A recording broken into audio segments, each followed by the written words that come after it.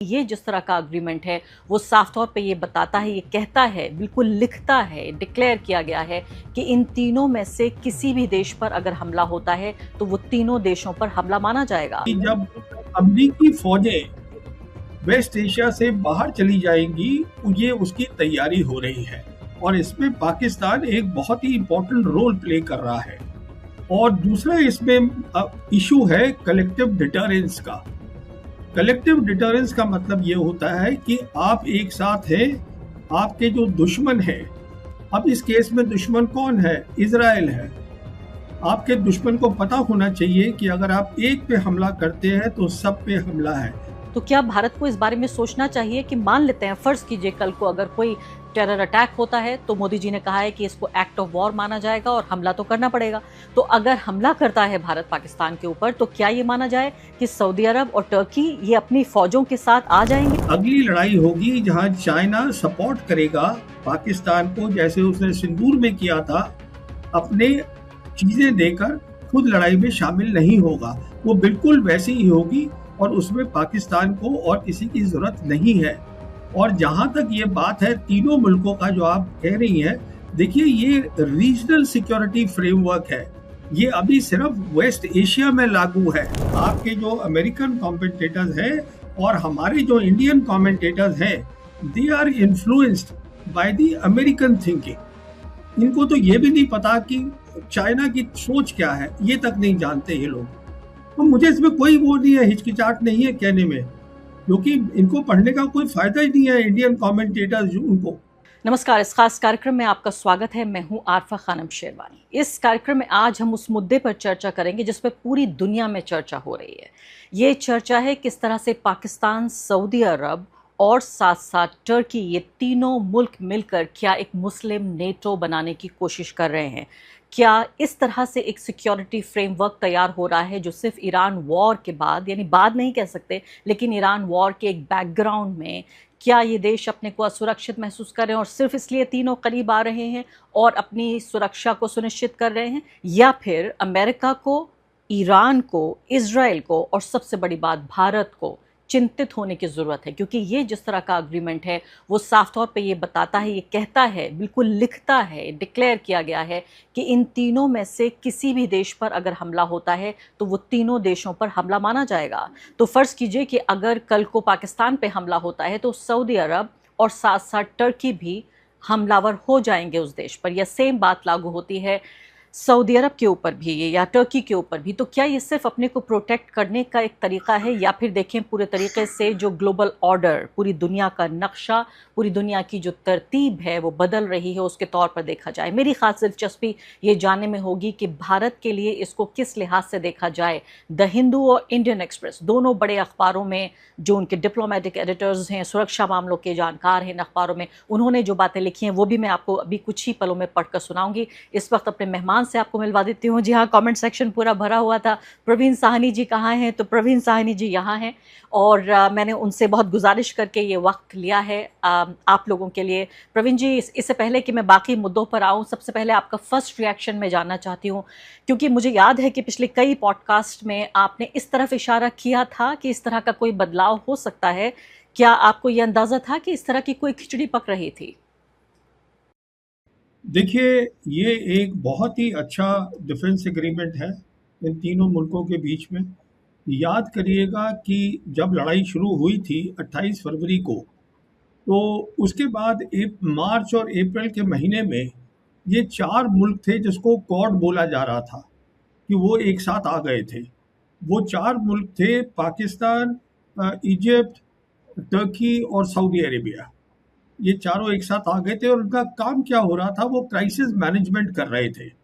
देख रहे थे कि जितने भी खाड़ी मुल्क है वो किस तरीके से शांत करे जा सके। तो अभी जैसे मैंने आपके पिछले प्रोग्राम्स में भी बताया है, ये एक कोशिश थी ईरान की, जो 29 जून को ईरान के जो फॉरेन मिनिस्टर है अब्बास अरागची, उन्होंने खुलेआम बोली थी अपने दौरे रशिया और चाइना करके बाद।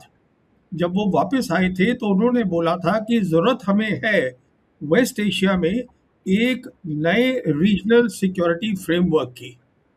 तो वो जो 4 कंट्रीज थी उनमें से 3 कंट्रीज अब फॉर्मली आ गई हैं एक साथ इस रीजनल सिक्योरिटी फ्रेमवर्क में।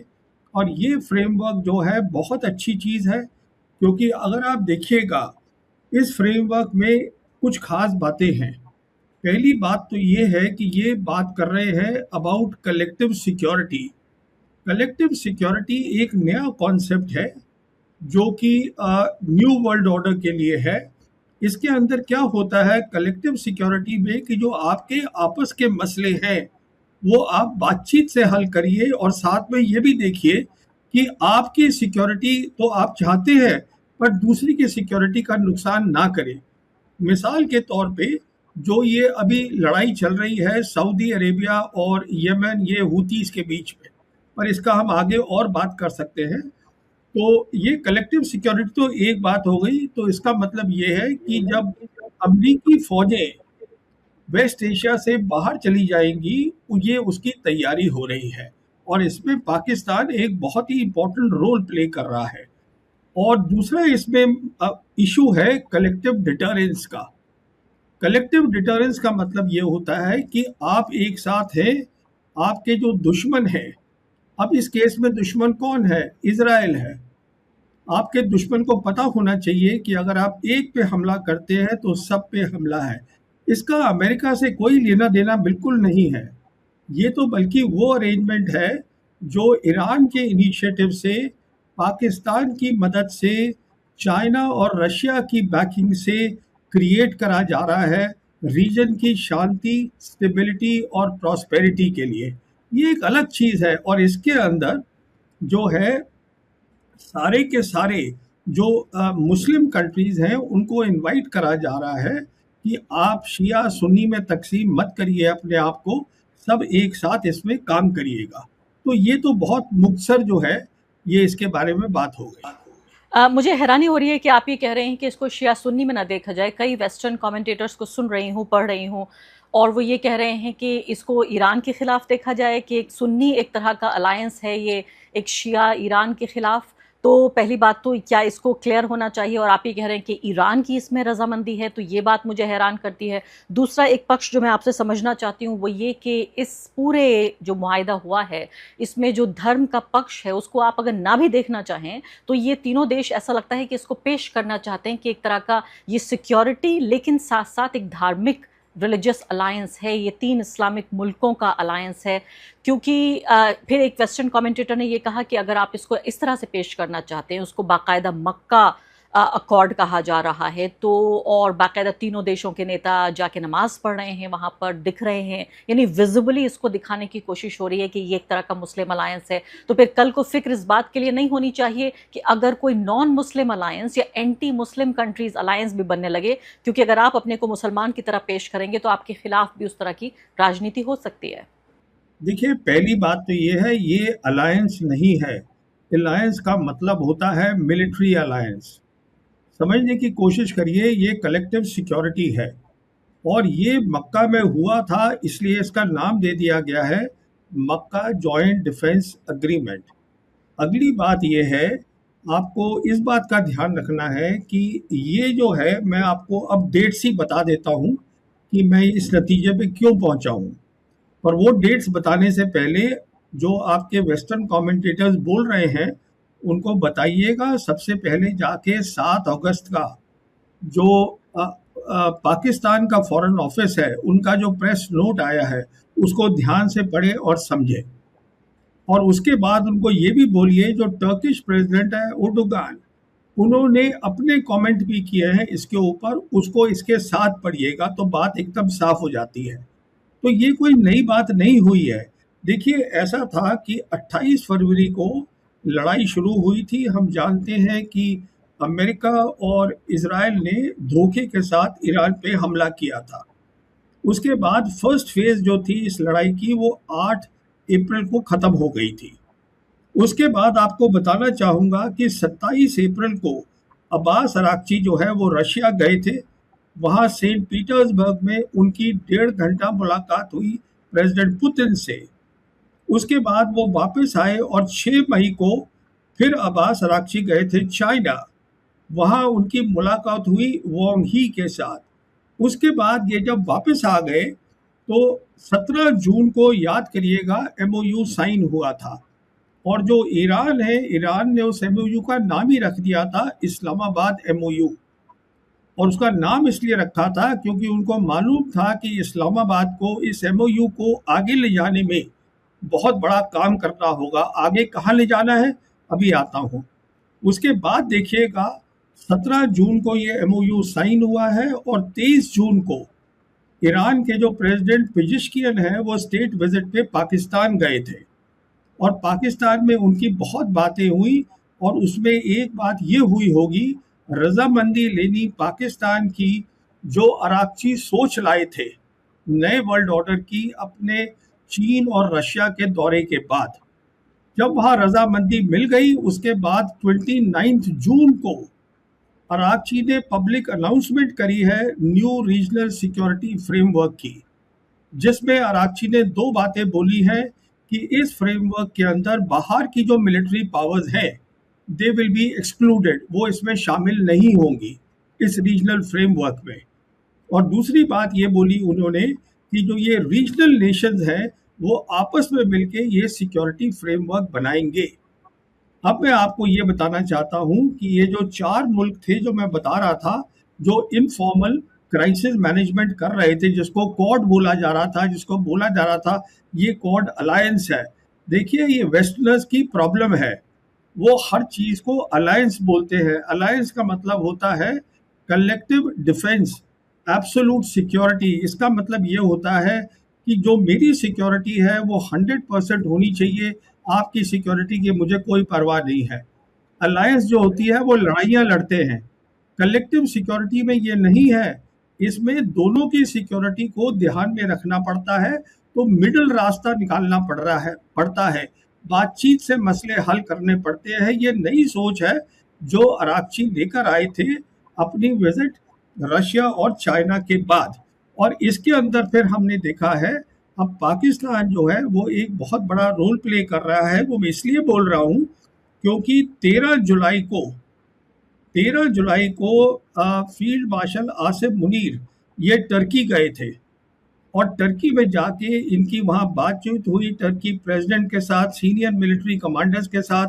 और ये वहाँ से जब सबकी तीनों पार्टीज की रजामंदी हो गई उसके बाद ये अब इन्होंने साइन किया है। जहाँ तक इजिप्ट का ताल्लुक है, जो बातचीत हो रही है, टर्किश के फॉरेन मिनिस्टर बोल रहे हैं कि इजिप्ट भी इसको शामिल करेगा आने वाले वक्त में। मेरे हिसाब से वो थोड़ा मुश्किल रहेगा। इजिप्ट का इसलिए मुश्किल रहेगा क्योंकि ये एक फॉर्मल अग्रीमेंट है और इजिप्ट ने कैंप डेविड अकॉर्ड जो साइन किए थे 1979 के साथ इजराइल के साथ, उसके तहत जो है कुछ क्लॉजेज हैं। तो इजिप्ट कोई भी ऐसी अरेंजमेंट में नहीं जा सकता जो इजराइल के खिलाफ हो।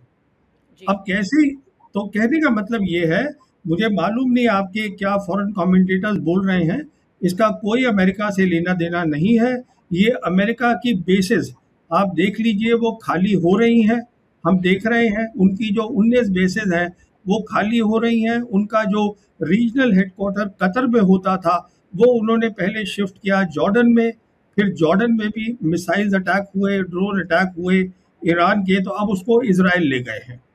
ये है post war, post US forces जब निकलेंगी ये तब जो है इसको अभी ये सॉलिड करेंगे और इसको मजबूत करेंगे और इसको आगे ले जाएंगे। जी हाँ, तो फिर मैं आपसे सवाल ये ज़रूर पूछूंगी कि क्या ये यूएस के अल्टरनेटिव के तौर पर, कि अभी तक यूएस इस बात की ज़मानत लेता था अमेरिका कि मेरी सुरक्षा, आपकी सुरक्षा मेरी जिम्मेदारी और मेरे जो बेसिस हैं मिलिट्री वो आपके यहाँ रहेंगे और इसके बदले में आप मुझे इतना रुपया पैसा देंगे, क्या ये सब कुछ बदल रहा है? एक ही पल में आती हूँ इस बात पर, क्योंकि मैं फिर कॉमेंटेटर्स को सुन रही हूँ अलग अलग, और वो ये कह रहे हैं कि ये पूरी तरीके से ब्रेक डाउन है, यूएस लेड ऑर्डर का बाकायदा इन शब्दों का इस्तेमाल किया जा रहा है, game is over, we are finished. तो मैं आपसे समझूंगी, लेकिन उससे पहले मुझे मालूम है कि भारत के दर्शक खासकर इस बात को समझना चाहते हैं पाकिस्तान के नज़रिए से। अब देखिए, द हिंदू ने, मैं यहाँ पढ़ना भी चाहती हूँ, साथ में आर्टिकल छापा है, खासकर इंडियन एक्सप्रेस, दोनों ने। वो ये कह रहे हैं कि सऊदी, पाकिस्तान, टर्की, ये जो ट्रिपल, उन्होंने भी अलायंस, आपको इस शब्द से आपत्ति है, लेकिन उन्होंने भी इस अलायंस शब्द का इस्तेमाल किया है।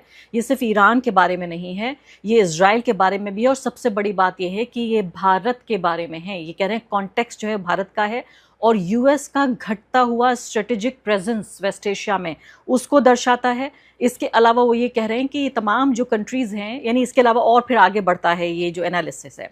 अब इंडियन एक्सप्रेस पे आ जाते हैं, तो इंडियन एक्सप्रेस क्या कह रहा है? इंडियन एक्सप्रेस ये कह रहा है कि मक्का जो अग्रीमेंट हुआ है, इसकी प्राइमरीली ये क्या करने की कोशिश हो रही है। तो यहाँ पे ये कहते हैं कि पाकिस्तान जो अकेला न्यूक्लियर पावर इस्लामिक वर्ल्ड में है पूरा, यानी अकेला मुस्लिम कंट्री जिसके पास न्यूक्लियर पावर है, उसका डिफेंस पैक्ट हो रहा है नेटो के दो बड़े मेजर कंट्रीज में से एक कंट्री यानी टर्की के साथ, और गल्फ की सबसे बड़ी इकोनॉमी के साथ। और इस सब को मिला जुलाकर भारत के लिए दोनों अखबार एक खतरे के तौर पर पेश कर रहे हैं। आप सहमत हैं? मैं बिल्कुल किसी भी चीज़ से सहमत नहीं हूँ। पहली बात, आपने बोला अलायंस। देखिए, कहने की बात नहीं है, आप प्रेस नोट जाके देख लीजिए, पाकिस्तान ने जो रिलीज़ करा है, ये जो फॉर्मल चीज़ आई है वो इसको बोल रहा है joint defence agreement. Alliance word का इस्तेमाल नहीं किया जा रहा है। तो अगर कमेंटेटर कर रहे हैं तो वो कमेंटेटर की प्रॉब्लम है। दूसरी बात यह है कि देखिए, टर्की जो है वो उसकी आज वो एक क्रॉस रोड्स पे खड़ा है, और ऐसा लग रहा है टर्की ने एक बहुत बड़ा फैसला ले लिया है। क्रॉस रोड पे क्यों क्यों खड़ा है? क्योंकि जो इजरायली सीनियर मिनिस्टर्स हैं वो पब्लिकली कह रहे हैं कि ईरान से बड़ा खतरा हमें टर्की से है। और टर्की, आप जानती हैं, वहाँ भी नेटो कॉन्फ्रेंस हुई थी अंकारा के अंदर, जहाँ प्रेसिडेंट ट्रम्प भी आए थे।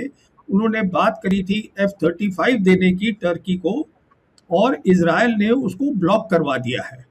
तो ऑब्वियसली टर्की सोच रहा है कि अगर मेरी लड़ाई हो गई इजराइल के साथ, तो क्या अमेरिका और क्या आर्टिकल 5 नेटो का लागू होगा कि नहीं होगा? वो नहीं होगा। तो कहने का मतलब ये है, उनको अब बात समझ में आ गई है कि एक नया वर्ल्ड ऑर्डर बन रहा है। उनको समझ में आ गया है कि अमेरिकन एम्पायर एक बहुत शार्प डिक्लाइन में है, बहुत ज़्यादा नीचे चला गया है।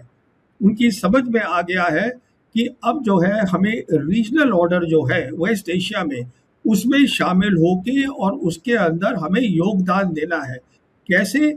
देखिए, टर्की जो है वो सेकंड लार्जेस्ट मिलिट्री है नेटो की।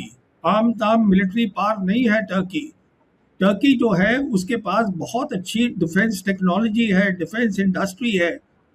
और जहाँ तक पाकिस्तान का ताल्लुक है, पाकिस्तान न्यूक्लियर वेपन कंट्री है। पाकिस्तान के डिप्लोमेटिक टाइज नहीं है इजराइल के साथ।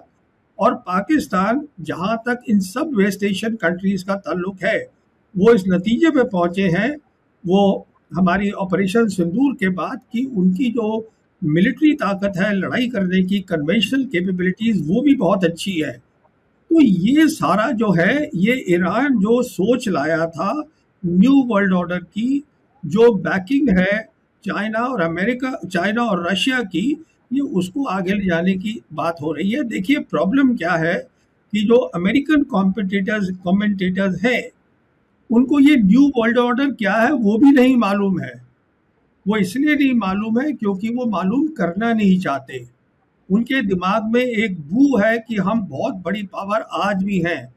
वो खत्म हो गया वेस्ट एशिया की लड़ाई में। और ये लड़ाई जो है हार चुके हैं प्रेसिडेंट ट्रम्प।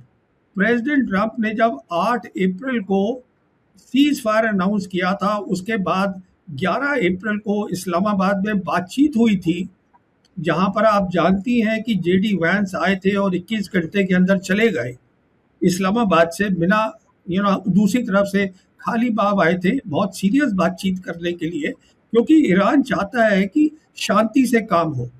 अब ये एक बार वो लड़ाई हार गए हैं तो ऐसा नहीं होगा, आप एक काम को 10 बार करिएगा तो उसका नतीजा अलग आएगा, वो ऐसा कुछ नहीं होगा। लड़ाई हारी जा चुके हैं, कोई ऑप्शन नहीं है। ये उसी दिन हारी गई थी जब 8 अप्रैल था। तो कहने का मतलब ये है कि आपके जो अमेरिकन कमेंटेटर्स हैं और हमारे जो इंडियन कमेंटेटर्स हैं, they are influenced by the American thinking. इनको तो ये भी नहीं पता कि चाइना की सोच क्या है, ये तक नहीं जानते ये लोग। तो मुझे इसमें कोई वो नहीं है, हिचकिचाहट नहीं है कहने में, क्योंकि इनको पढ़ने का कोई फायदा ही नहीं है। इंडियन कमेंटेटर्स उनको ये सारी सोच वहां से ला रहे हैं, अमेरिका से। अच्छी बात है, अमेरिका एक ग्रेट पावर है इस मल्टीपोलर वर्ल्ड में, पर दो और भी बड़ी बड़ी ताकतें हैं, चाइना है, रशिया है, और अमेरिका शार्प डिक्लाइन में है। और जो इसका अब हश्र होगा, अमेरिका का जब यहाँ से निकलेगा, तो अमेरिका और जो ये पुराना वर्ल्ड ऑर्डर था, ये अब खत्म हो रहा है, ये हमें समझ। इसको समझने में वक्त लग रहा है, और आप कह रहे हैं कि ये न सिर्फ कि वेस्टर्न कमेंटेटर बल्कि इंडियन कमेंटेटर्स भी और भारत के जो पत्रकार और एक्सपर्ट्स भी हैं वो भी उनसे प्रभावित हैं, इन्फ्लुएंस्ड हैं। लेकिन जो मुझे सवाल का जवाब नहीं मिला प्रवीण साहनी जी, वो ये है कि भारत को कितनी चिंता करनी चाहिए। पहली बात तो ये है, सऊदी अरब समझ में आता है कि वेस्ट एशिया का हिस्सा है, लेकिन टर्की आपने हैरान कर दिया, कह रहे हैं कि नेटो का हिस्सा रहने के बावजूद भी अपने को सुरक्षित महसूस नहीं कर रहा है और सोच रहा है कि एक नए ब्लॉक का हिस्सा बनना पड़ेगा, और इसमें काफ़ी वो कमज़ोर या वल्नरेबल अपने आप को महसूस कर रहा है। अब मुझे बताइए कि पाकिस्तान को क्या पड़ी है, उसकी क्या वल्नरेबिलिटी है? भारत के खिलाफ ही अपना डिफेंस तैयार कर रहा है, इसके अलावा उसको किस बात का डर है? तो क्या भारत को इस बारे में सोचना चाहिए कि मान लेते हैं, फर्ज कीजिए कल को अगर कोई टेरर अटैक होता है, तो मोदी जी ने कहा है कि इसको एक्ट ऑफ वॉर माना जाएगा और हमला तो करना पड़ेगा। तो अगर हमला करता है भारत पाकिस्तान के ऊपर, तो क्या ये माना जाए कि सऊदी अरब और टर्की ये अपनी फौजों के साथ आ जाएंगे और भारत के ऊपर हमला कर देंगे, पाकिस्तान को प्रोटेक्ट करेंगे? देखिए, 3 बातें बताना चाहूँगा आपको। पहली बात तो आई एम सॉरी, मैं फिर से आपको यही बात दोहराना चाहूँगा, ये कोई पैक्ट नहीं है, ये कोई अलायंस नहीं है, ये कोऑपरेटिव एग्रीमेंट है। पहली बात तो ये है। अच्छा, अभी बात आती है भारत की। जहाँ तक भारत का ताल्लुक है, देखिए, पाकिस्तान की जो 4 दिन की क्लैश हुई थी ऑपरेशन सिंदूर में, वो एक खिड़की थी, वो एक विंडो थी कि अगली लड़ाई कैसे होगी। अगली लड़ाई होगी जहां चाइना सपोर्ट करेगा पाकिस्तान को, जैसे उसने सिंदूर में किया था, अपने चीज़ें देकर खुद लड़ाई में शामिल नहीं होगा। वो बिल्कुल वैसी ही होगी और उसमें पाकिस्तान को और किसी की ज़रूरत नहीं है। और जहाँ तक ये बात है तीनों मुल्कों का जो आप कह रही हैं, देखिए, ये रीजनल सिक्योरिटी फ्रेमवर्क है, ये अभी सिर्फ वेस्ट एशिया में लागू है। तो ये कहना कि टर्की आएगा लड़ने के लिए पाकिस्तान के साथ इंडिया के खिलाफ या सऊदी आएगा, ये बेबुनियादी बातें हैं, क्योंकि इसका नाम ही दिया गया है। देखिए, अब नहीं, मैं कह रही हूँ कि अगर अगर ये सिर्फ वेस्ट एशिया का है, तो पाकिस्तान को क्या पड़ी है इसमें साथ में आने की, इस अग्रीमेंट का हिस्सा बनने की? वही मैं आपसे कह रहा हूं कि पाकिस्तान की जियोपॉलिटिकल प्रोफाइल बेइंतहा बढ़ गई है। आज पाकिस्तान जाकर अफ्रीकन कॉन्टिनेंट में सोमालिया के साथ भी डिफेंस कोऑपरेशन कर ली है उन्होंने। वही डिफेंस कोऑपरेशन जो उन्होंने सऊदीज के साथ 2025 में की थी, वही डिफेंस कोऑपरेशन जो कुवैत के साथ उन्होंने 2023 में की थी, और अब कुवैत ने उसको रैटिफाई कर दिया है। उनकी प्रोफाइल बढ़ गई है बहुत ज़्यादा। कहने का मतलब ये है कि जब ये न्यू रीजनल सिक्योरिटी फ्रेमवर्क जो है, ये और मुल्कों में भी जाएगा, ग्लोबल साउथ के, ये जब वहाँ जाएगा तो पाकिस्तान एक बहुत इंपॉर्टेंट रोल प्ले करेगा वहाँ पर। और ये सब शुरुआत ऑपरेशन सिंदूर से हुई है, आप इन बातों को समझिए। अभी फिलहाल जो मैं आपकी बात को पैराफ्रेज नहीं करना चाहती, बिल्कुल सीधे सीधे समझना चाहती हूँ। आप ये कह रहे हैं कि अगर भारत से कोई हमला होता है तो पाकिस्तान के लिए तो चीन ही काफ़ी है, यानी पाकिस्तान और चीन मिलकर लड़ेंगे, जो हमने ऑपरेशन सिंदूर में भी देखा, बाकायदा इस बात के सबूत मिलते हैं। तो पाकिस्तान को ज़रूरत नहीं थी वेस्ट एशिया का ये पूरा जो अग्रीमेंट हुआ है, मैं अलायंस नहीं कह रही हूँ, केयरफुल होकर अग्रीमेंट ही कह रही हूँ, पैक्ट ही कह रही हूँ उसको।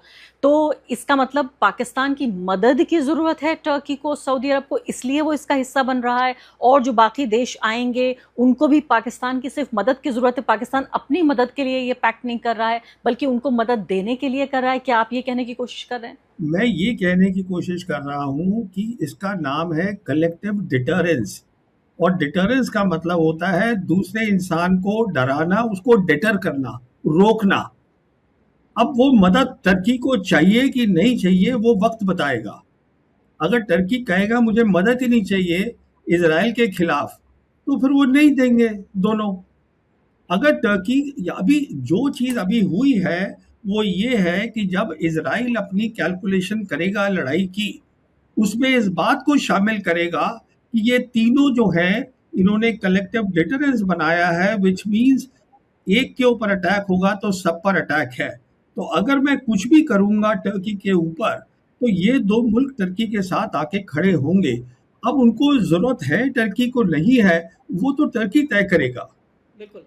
अब अगला सवाल और बहुत अहम सवाल जो पैदा हो रहा है वो ये है कि इस पूरा जो डिफेंस अग्रीमेंट हुआ है इसकी एक छोटी खिड़की के तौर पर हमने पहले देखा था कि पाकिस्तान और सऊदी अरब के साथ बिल्कुल इसी तरीके का डिफेंस अग्रीमेंट है। अब सऊदी अरब के ऊपर ईरान का हमला हुआ, सऊदी अरब के ऊपर हुतीस का हमला हुआ, पाकिस्तान की फ़ौजें वहाँ मौजूद हैं सऊदी अरब में, उसके बावजूद भी एक गोली नहीं दागी गई, कोई मदद करने की कोशिश नहीं हुई सिवाय इसके कि ईरान और सऊदी अरब के बीच एक तरह की शांति स्थापित करने की पाकिस्तान ने कोशिश की। तो ये एक अहम बात है। दूसरी बात, इसको इतना पोशीदा रखने की क्या ज़रूरत है कि इस अग्रीमेंट की कोई भी बातें बाहर नहीं आ पाई हैं, सिवाय एक छोटी प्रेस कॉन्फ्रेंस के कोई डिटेल्स नहीं आई हैं। ये अगर बाकी डिफेंस जो अग्रीमेंट्स हैं अगर उनको देखें, चाहे वो नेटो की बात हो या और भी कई जो डिफेंस अग्रीमेंट्स हैं, उसमें एक एक चैप्टर, एक एक क्लॉज सबको पता है कि क्या है और किस तरह से काम करेगा। इसको पोशीदा क्यों रखा गया? और दूसरी बड़ी बात कि अगर ये पाकिस्तान और सऊदी अरब के साथ ये काम नहीं किया तो टर्की के इसमें शामिल हो जाने से किस तरह का डिटरेंस बन जाएगा? अब सुनिए, पहले सवाल का आपका जवाब देता हूं कि इसको बहुत ज़्यादा थ्रेडबेयर समझाया क्यों नहीं गया कि यह एग्रीमेंट क्या है। देखिए, उसका जो कारण है वो बिल्कुल सीधा है। अभी लड़ाई ख़त्म नहीं हुई है, अमेरिका बाहर नहीं गया है, तो आपस में इनकी बात हो गई है। उसको डिटेल बताने की क्या ज़रूरत है? वेस्ट के अंदर जो है, हमारे मुल्क में हर जगह लोग गेस कर रहे हैं, तो अच्छा है गेस करते रहें। जो एक्चुअल बात है वो तो समझ में आ गई है, ईरान को भी समझ में आ गई है, इसराइल को भी समझ में आ गई है, और इन तीनों मुल्कों को भी समझ में आ गई है। पहली बात। दूसरी बात, जब हम बात करते हैं कलेक्टिव डिफेंस, वही मैं आपसे कहने की बात कह रहा हूँ, ये बात अभी वक्त लगेगा समझने में, ये नई चीज़ क्या है। ये नई चीज़ ये नहीं है कि पाकिस्तान को जो है वो हूती से लड़ाई करनी है, क्योंकि उसने सऊदीज के साथ डिफेंस एग्रीमेंट करा है। देखिए, बात ये है कि सऊदीज और यमनीज जो हूतीज हैं, इनका जो प्रॉब्लम है वो कोई 12 साल पुराना है। अभी ये बढ़ गया है और सऊदी की बेवकूफ़ी से। अब वो एक it's a matter of detail कहेंगी तो वो भी मैं बता दूंगा। तो अभी पाकिस्तान का इसमें रोल क्या रहेगा कि दोनों साइड से बातचीत करके और देखना है कि किस तरीके से एक वाया मीडिया एक तरीका निकाला जा सके। देखिए, आप अपनी ज्योग्राफी नहीं बदल सकते हैं, और जहाँ तक यमनीज का ताल्लुक है, यमनीज आज बहुत ताकतवर हो गए हैं, और यमनीज जो हैं वो ईरान के साथ खड़े हैं, ईरान उनके साथ खड़ा है। तो सऊदीज को समझना पड़ेगा कि हम दोनों तरफ का गेम नहीं खेल सकते। हम जो है अमेरिका के साथ भी खड़े हैं, हम इसमें भी खड़े हैं, वो नहीं होगा। ये सऊदीज की प्रॉब्लम है। देखिए, यूएई जो है उसका कहीं जिक्र भी नहीं हो रहा है। सऊदीज ने और क्या किया है वो मैं आपको और बताता हूँ। इसके अलावा उन्होंने 30 और 31 जुलाई को ये 14 नेशन की मैरीटाइम डिफेंस कोऑपरेशन जो था उसको बना दिया। 14 मुल्क ले आए वो, उसमें सारे खाड़ी के मुल्क हैं, गल्फ कंट्रीज माइनस यूएई, कि हम जो है वो रेड सी को खोलेंगे। अब ये जो एग्रीमेंट है मैरीटाइम का, वो भी अब इसका हिस्सा हो गया, ये जो मक्का का डिफेंस जॉइंट डिफेंस एग्रीमेंट है। अभी तो हमें ये दो जो वर्ड्स हैं, जब तक इसकी समझ में नहीं आएगी, in the new world order जो बन रहा है, कलेक्टिव सिक्योरिटी क्या होती है, sorry, collective security and collective deterrence, ये दो वर्ड्स को समझना है। और इसकी समझ के लिए जाना पड़ेगा आपको 2023 को। You have to go back to 2013 वो समझने के लिए। अब वो it's a matter of details, क्योंकि ये उस समय इजाद हुई थी, ये सोच ये इजाद हुई थी शी जिनपिंग और प्रेसिडेंट पुतिन के बीच में मॉस्को में, और इसके बाद फिर उसी साल प्रेसिडेंट शी जिनपिंग ने belt and road initiative announce किया था। तो ये वो जो सोच है वो अरागची यहाँ लेकर आए हैं, कि पहली बार जो एक विजन था उसको ग्राउंड पे बनाया जा रहा है, जिसके अंदर विजन लाए हैं ईरानी, बैकिंग है इन दो ग्रेट पास की, चाइना की और रशिया की, और इसमें हैवी लिफ्टिंग जो है वो पाकिस्तान कर रहा है, टर्की कर रहा है। अब टर्की भी उसमें शामिल हो गया है। पाकिस्तान और टर्की के जो रिलेशंस हैं बहुत अच्छे हैं, इसीलिए 13 जुलाई को फील्ड मार्शल मुनीर गए थे मिल अंकारा, और वहाँ एयरपोर्ट पे उनको प्रेसिडेंट युर्डोगान ने रिसीव किया था। उनके बहुत अच्छे रिलेशंस है। तो कहने का मतलब ये है कि इस बात सारी चीज को समझने के लिए आपको पहले न्यू वर्ल्ड ऑर्डर की सोच समझनी पड़ेगी। और जहां तक ये एग्रीमेंट है, मेरे हिसाब से इन्होंने बिल्कुल ठीक किया है कि पूरी डिटेल इसकी रिलीज नहीं करी है, क्योंकि अब अमेरिकन सोच रहे हैं कि ये ईरान के खिलाफ है, ये इसके खिलाफ है, उसके खिलाफ है। अरे ये किसी के खिलाफ नहीं है। ये अगर खिलाफ है किसी के, तो रीजन में जो मिस्चीवियस कंट्री है, जो टेररिस्ट कंट्री है, वो है इसराइल, ये उसके खिलाफ है। और इसराइल को मैसेज मिल गया है ऑलरेडी। कैसे मिल गया है इसराइल को मैसेज, वो भी सुन लीजिए। इसराइल को कैसे मैसेज मिल गया है कि जो इस साल का पेंटागन जो बजट है, जो मांगा है अमेरिका ने अपनी यूएस कांग्रेस से, जो पीट हेग्सेट ने मांगा है, जो उनके सेक्रेटरी ऑफ वॉर है, वो बजट है 1.15 ट्रिलियन डॉलर्स। और उसके अंदर एक और भी स्टेटमेंट इंक्लूड करी है कि जो अमेरिकन फोर्सेस हैं, अमेरिकन इंटेलिजेंस है वेस्ट एशिया के लिए, वो दोनों को एक साथ काम करना चाहिए। कहने का मतलब ये है कि जब अमेरिकन फौजें यहाँ से चली जाएंगी, प्रेसिडेंट ट्रंप यहाँ से चले जाएंगे वेस्ट एशिया से, तो जो सेंट्रल कमांड है और जो CIA है, वो प्राइम मिनिस्टर इजराइल के अंडर आ जाएंगी। ये इसका मतलब है, और ये उसके खिलाफ ये जॉइंट डिफेंस एग्रीमेंट बना है, और इजराइल इस बात को समझता है। बिल्कुल। अब बिल्कुल एकदम आखिरी और संक्षेप में 2 सवाल आपसे। पहली बात तो ये पूछना चाहती हूँ कि आप ये कह रहे हैं सीधे तौर पर किसी के खिलाफ नहीं है, तो मैं आपसे एक बार और सवाल पूछना चाहती हूँ कि क्या ये भारत के भी खिलाफ नहीं है? क्या ये जो इंडियन कमेंटेटर्स अखबार भर रहे हैं, अपने पर्चे सारे रंगीन कर रहे हैं, क्या ये बेवजह फिक्रमंद हो रहे हैं? टीवी चैनलों पर एंकर्स चिल्ला रहे हैं, पुराने जो फॉर्मर फौजीज हैं उनको बुला रहे हैं, सिक्योरिटी एक्सपर्ट को बिठा बिठा के 20-20 लोगों की राउंड टेबल डिस्कशंस हो रहे हैं। क्या ये सब कुछ बेवजह है? क्या इन लोगों को इस बात का अंदाज़ा नहीं है कि हमें फिक्रमंद होने की ज़रूरत नहीं है? दूसरी महत्वपूर्ण बात कि कल मैं प्रोफेसर मुख्तदार से बातचीत कर रही थी, उन्होंने कहा कि देखिए दूसरा भी एक और अग्रीमेंट, एक और ब्लॉक बन रहा है जिसमें UAE है, भारत है और इजराइल है। इस पर आपकी क्या टिप्पणी है कि क्या इसके खिलाफ ये अलायंस बन रहा है जहां भारत है, UAE है और साथ साथ इजराइल भी है, और क्या भारत को बिल्कुल चिंता करने की जरूरत नहीं है? देखिए, पहले पे मेरी टिप्पणी ये है, जो हमारे कमेंटेटर्स हैं, जो भी फौजी हैं, उनको पता ही नहीं है न्यू वर्ल्ड ऑर्डर की विजन क्या है। मिसाल देता हूँ, एक न्यू वर्ल्ड ऑर्डर में एक चीज है कलेक्टिव सिक्योरिटी, जो अरागची यहाँ लेकर आए हैं वेस्ट एशिया में। दूसरी है उसमें जिसको बोलते हैं सॉवरेन इक्वालिटी। इसका मतलब ये है कि हर मुल्क, छोटा या बड़ा, उसके पास छूट होनी चाहिए, उसको किसके साथ ट्रेड करना है, किसके साथ नहीं करना है, वो तय करे खुद। इससे जो है जो पूरी ग्रुपिंग है उसको कोई फर्क नहीं पड़ता। मिसाल के तौर पे जो हमारे यहाँ की सोच है वो अमेरिकन सोच है, जहाँ बताया जाता है, अमेरिकन प्रेसिडेंट हम पे दबाव डालते हैं, अब हम तुम्हारे ऊपर 100% टैरिफ लगाएंगे अगर तुम रशियन ऑयल लोगे। इसमें सोच में ये नहीं है शामिल, पहली बात। दूसरी बात मैं ये बताना चाहूँगा, जो ये आप किसी प्रोफेसर की बात कर रहे हैं, अमेरिकन प्रोफेसर, देखिए वो जो सोच थी वो अलग है। वो है IMEC की, जो है ना, वो India middle east Europe economic corridor, वो खत्म हो गया है। इंडिया के वहाँ से स्टेशन से ट्रेन जा चुकी है, इंडिया नीचे प्लेटफॉर्म पे खड़ा है।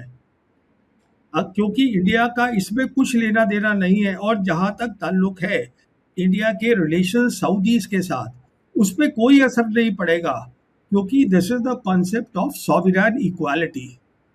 और जहाँ तक जंग का ताल्लुक है, जंग पाकिस्तान ही करेगा अगर करनी पड़ी, उसमें टर्की और या सऊदी की पाकिस्तान को जरूरत नहीं है। पाकिस्तान जो है, जो चीन उसकी मदद कर रहा है अपनी स्पेस कैपेबिलिटी से और जो बाकी हथियारों से, वो चालू है और वही आएगी। तो ये देखिए कंफ्यूजन इसलिए हो रहा है, मैं आपको बताता हूँ, क्योंकि पहली बात हमारे यहाँ भी जो सब मिलिट्री ऑफिसर्स हैं, आज भी जो लड़ाई की बात करते हैं, लड़ाई समझने के लिए कि नए 21st सेंचुरी वॉर क्या है, वो अमेरिका की तरफ देखते हैं, ना कि पीएलए की तरफ, चाइना की तरफ। अरे बाबा, लड़ाई तो आपको पीएलए से लड़नी है ना। न्यू वर्ल्ड ऑर्डर तो चाइना बना रहा है ना, उसको समझिए आप। जो पर हमारी वो आदत है कि वो जो है वो कलोनियल माइंडसेट है। अमेरिका जो है सबसे बड़ी पावर है। अमेरिका एक पावर है तीन बड़ी पावर में से, और उसमें भी अमेरिका का शार्प डिक्लाइन हो रहा है। इसलिए मैं अर्ज करूंगा कि आप बताएं इन सब हिंदुस्तानी कमेंटेटर्स को कि बाबा जाके न्यू वर्ल्ड ऑर्डर जो 2013 में बना था उसको जाके समझ लीजिए पहले, और उसके बाद फिर ये कॉलम लिखिए, फिर उसके बाद ये चर्चाएं कीजिए।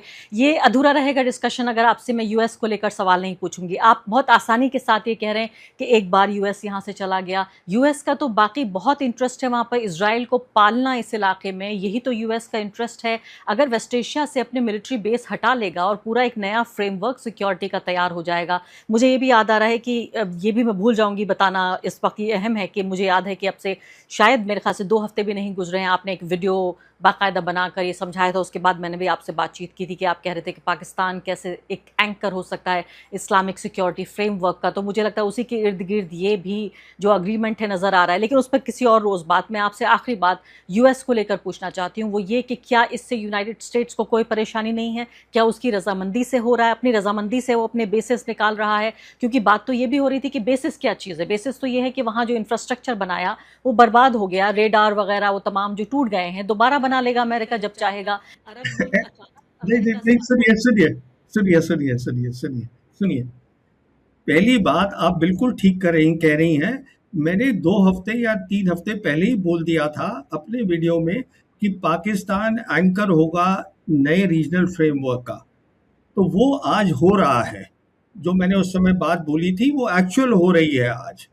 अब बात आते हैं अमेरिका पे। देखिए, जहाँ तक इजराइल है, इजराइल को लड़ाई बंद नहीं करनी। इसलिए इजराइल ने ऑलरेडी उनके सेंट्रल कमांड और उसको सीआईए को अपने पास रखने की तरकीब बना ली है। और जहाँ तक अमेरिका का ताल्लुक है, अमेरिका का बहुत बड़ा नुकसान है। अमेरिका के पेट्रो डॉलर्स खत्म हो जाएंगे, जिसके ऊपर अमेरिकन एम्पायर बना है।